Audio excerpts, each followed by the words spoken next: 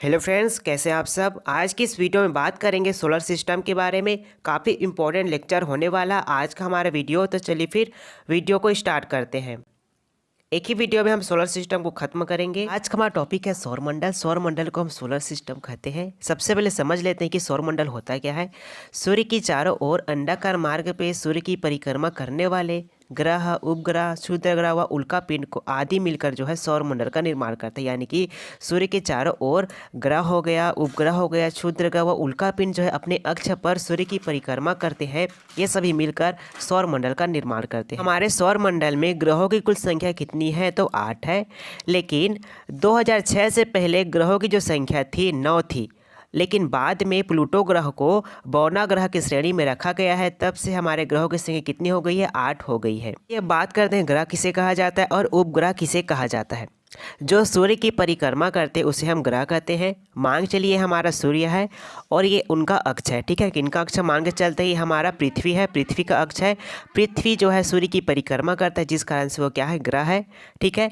उपग्रह किसे कहते हैं, जो ग्रहों की परिक्रमा करते हैं, ठीक है। मान के चलते हैं हमारा पृथ्वी है और पृथ्वी का उपग्रह कौन है, चांद। तो चांद क्या हो जाएगा, पृथ्वी का उपग्रह हो जाएगा, ठीक है।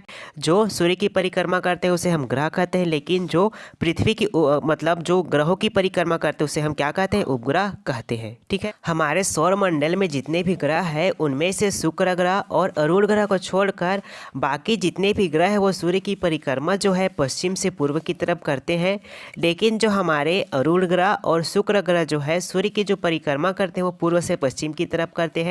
जिस कारण से इन ग्रहों में जो है सूर्योदय जो है पश्चिम की तरफ से होता है और सूर्यास्त जो है पूर्व की तरफ से होता है, ठीक है। सौर प्रणाली की खोज कोपरनिकस ने किया था और ग्रहों की गति का नियम केपलर ने दिया था। हमारे सौरमंडल में कितने ग्रह पाए जाते हैं तो 8 ग्रह पाए जाते हैं। अब इनको याद करने के लिए आपको बिल्कुल भी ट्रिक की आवश्यकता नहीं पड़ेगी। पहले 4 याद कर लीजिए, उसके बाद फिर 4 याद कर लीजिएगा। बुध, शुक्र, पृथ्वी, मंगल। उसके बाद है बृहस्पति, शनि, अरुण, वरुण। इसको 2-3 बार रिपीट करेंगे तो आपको आसानी से इनका सीक्वेंस बाय याद हो जाएगा। सबसे पहले बात करते हैं सूर्य की। सूर्य के सबसे निकट का जो ग्रह होता है वो कौन है, आपका बुध है। सूर्य एक गैसीय गोला है जिसमें हाइड्रोजन जो है 71% पाया जाता है, हीलियम जो है 26.5% पाया जाता है, वह अन्य तत्व जो है 2.5% पाया जाता है। सूर्य के केंद्र पर हाइड्रोजन के 4 नाभिक मिलकर एक हीलियम नाभिक का निर्माण करते हैं। इसके केंद्र पर नाभिकीय संलयन की क्रिया होती है जो सूर्य की ऊर्जा का स्रोत होता है। सूर्य के प्रकाश को पृथ्वी तक पहुंचने में 8 मिनट 16 सेकेंड का समय लगता है, ठीक है। अब आगे बात करते हैं। सूर्य में काले धब्बे दिखाई देते हैं। आपने देखा होगा सूर्य में काले धब्बे दिखाई देते तो किस कारण से दिखाई देते हैं, काले धब्बे वाले स्थान पर प्रकाश का उत्सर्जन नहीं हो पाता है, जिस कारण से उस जगह पर काले धब्बे के रूप में दिखाई पड़ते हैं, ठीक है। अब बात करते हैं बुध ग्रह की। बुध ग्रह को हम मरकरी भी कहते हैं। बुध ग्रह सौर मंडल का सबसे छोटा ग्रह होता है। अगर आपसे एग्जाम पूछा जाए कि सौर मंडल का सबसे छोटा ग्रह कौन है तो आपका आंसर होगा बुध ग्रह, ठीक है। यह भी सूर्य के सबसे निकटतम ग्रह में से एक है, ठीक है। बुध ग्रह जो है सूर्य के निकटतम ग्रह में से एक है। इस ग्रह में दिन में बहुत ही ज़्यादा गर्मी होती है। जो आपका बुध ग्रह है वहाँ पर दिन में बहुत ही ज़्यादा गर्मी होती और रात में बहुत ही ज़्यादा ठंडी होती है। बुध ग्रह सूर्य की परिक्रमा जो है सबसे जल्दी पूरा करता है। केवल 88 दिनों में सूर्य की परिक्रमा कर लेता है। कौन सा ग्रह, तो बुध ग्रह। इस ग्रह पर वायुमंडल नहीं होता है, जिस वजह से इस ग्रह पर जीवन संभव नहीं है। बुध ग्रह का कोई भी उपग्रह नहीं है। जिस प्रकार से हमारे पृथ्वी का उपग्रह कौन है तो चंद्रमा है, ठीक है। उसी प्रकार से आपका जो बुध ग्रह है उसका कोई भी उपग्रह नहीं है।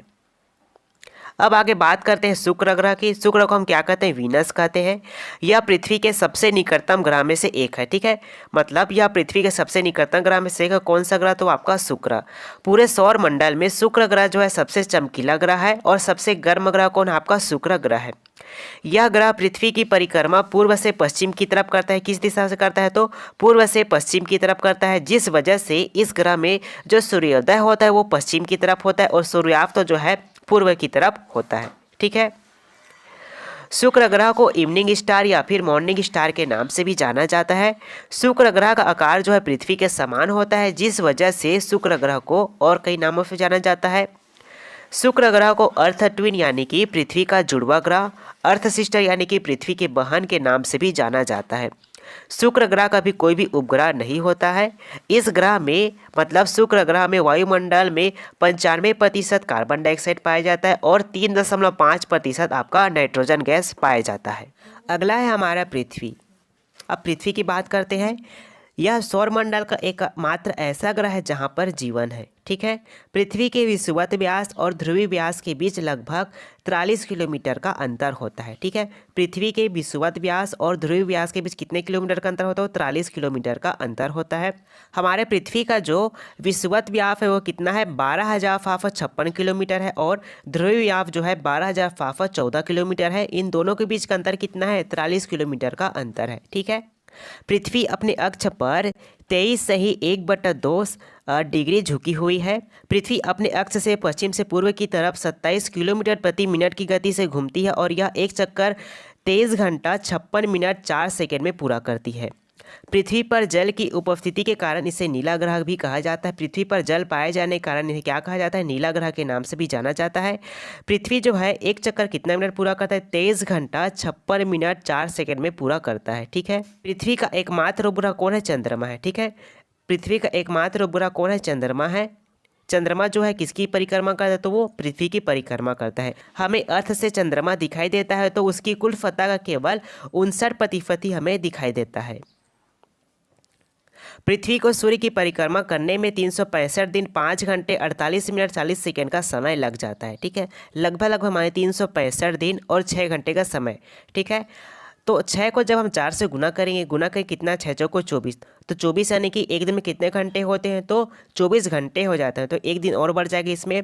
तो इस कारण से हर 4 साल के बाद मतलब हर लीप वर्ष के बाद फरवरी माह में एक दिन एक्स्ट्रा हो जाता है। ठीक है, 28 दिनों का रहता है, इस कारण से उसमें एक दिन और बढ़ जाता है। तो फरवरी का माह कितना दिन का हो जाता है? 29 दिनों का हो जाता है। हर लीप वर्ष में एक दिन एक्स्ट्रा हो जाता है। ठीक है, पृथ्वी के अपने अक्ष पर झुके रहने के कारण से और सूर्य के सापेक्ष अपनी स्थिति में परिवर्तन के कारण से पृथ्वी पर ऋतु में परिवर्तन देखने को मिलता है।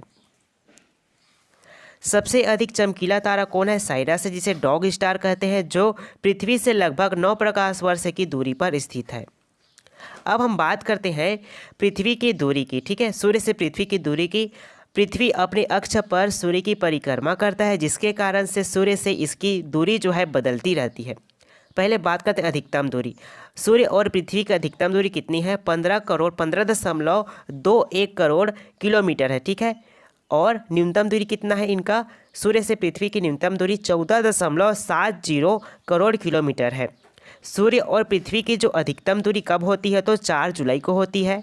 और सूर्य और पृथ्वी के बीच न्यूनतम दूरी कब होती है? तो 3 जनवरी को होती है। ये एग्जाम के लिए इंपॉर्टेंट है।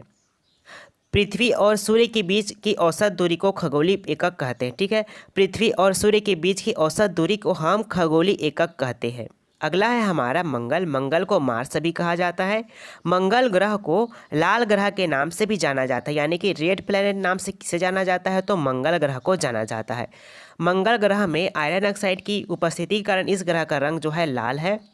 पृथ्वी के समान यह भी अपने अक्ष से 25 डिग्री कोण से झुका हुआ है, इसलिए यहाँ भी ऋतु परिवर्तन देखने को मिलता है। कहाँ? तो मंगल ग्रह में देखने को मिलता है ऋतु परिवर्तन।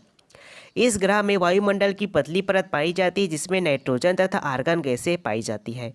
मंगल ग्रह के 2 उपग्रह हैं, फोबोस है और एक आपका डेमोस है। डेमोस जो है पूरे सौर मंडल का सबसे छोटा ग्रह है। ठीक है, डेमोस जो उपग्रह है वो पूरे सौर मंडल में सबसे छोटा उपग्रह है।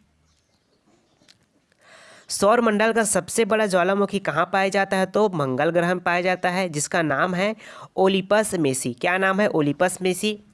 सौर मंडल का सबसे ऊंचा पर्वत का क्या नाम है? तो निक्स ओलंपिया। निक्स ओलंपिया है, जो कि माउंट एवरेस्ट से भी 3 गुना अधिक ऊंचा है, जो मंगल ग्रह में पाया जाता है या फिर स्थित है। अब चलिए बात करते हैं बृहस्पति ग्रह की। बृहस्पति को हम क्या कहते हैं? जुपिटर कहते हैं। यह सौर मंडल का सबसे बड़ा ग्रह है। कौन सा ग्रह? तो बृहस्पति। बृहस्पति जो है सौर मंडल का सबसे बड़ा ग्रह है। यह ग्रह गैस व द्रव से मिलकर बना हुआ है, इसलिए बृहस्पति में ठोस भूमि का अभाव होता है और इसके जो उपग्रह होते हैं वो क्या होते हैं? ठोस पिंड होते हैं। पूरे सौर मंडल में सबसे बड़ा उपग्रह कौन सा है? तो गैनीमीड है। और कहाँ पाया जाता है? तो बृहस्पति ग्रह में पाया जाता है। ठीक है, सभी उपग्रहों के मतलब सभी ग्रहों की तुलना में जो हमारा बृहस्पति ग्रह है उसकी रोटेशन स्पीड सबसे अधिक है, जिस कारण से उन्हें सूर्य की परिक्रमा पूरा एक परिक्रमा लगाने में कितना समय लगा था? 12 वर्ष का समय लग जाता है। अब बात करते हैं शनि की। ठीक है, यह आकार में दूसरा सबसे बड़ा ग्रह है। ठीक है, पहला कौन है? आपका बृहस्पति, लेकिन दूसरे में कौन है? आपका शनि है। इस ग्रह की विशेषता यह है कि इसके चारों ओर प्रकाश की कुंडली होती है, जिसे हम वलय कहते हैं। इन वलय की संख्या कितनी है? 7 है। इसकी खोज किसने की थी? तो गैलीलियो द्वारा किया गया था। इन वलयों की संख्या कितनी है? तो 7 है। इसकी खोज किसने किया था? तो गैलीलियो ने किया था। शनि के सबसे बड़ा उपग्रह का क्या नाम है? तो टाइटन है। ठीक है, शनि के सबसे बड़े उपग्रह का क्या नाम है? तो टाइटन है। इस ग्रह का घनत्व जल से भी कम होता है, मतलब अगर इस ग्रह को जल में रखा जाए तो यह तैरने लगेगी। ठीक है, नेक्स्ट है हमारा अरुण ग्रह। यह सौर मंडल का तीसरा सबसे बड़ा ग्रह है। यह सूर्य की परिक्रमा शुक्र की भांति करता है। यह ग्रह अपनी धुरी पर सूर्य की ओर इतना झुका हुआ है कि लेटा हुआ जैसे दिखाई देता है, इसलिए इसे लेटा हुआ ग्रह भी कहा जाता है। किसे? तो अरुण ग्रह को लेटा हुआ ग्रह भी कहा जाता है। इसके वायुमंडल में मीथेन गैस की अधिकता है। ठीक है, या फिर बहुत अधिक मात्रा में मीथेन गैस पाया जाता है। अगला है हमारा वरुण ग्रह। यह हरे रंग का ग्रह है और यह सूर्य के सबसे अधिक दूरी पर स्थित है। कौन सा ग्रह? तो आपका वरुण ग्रह।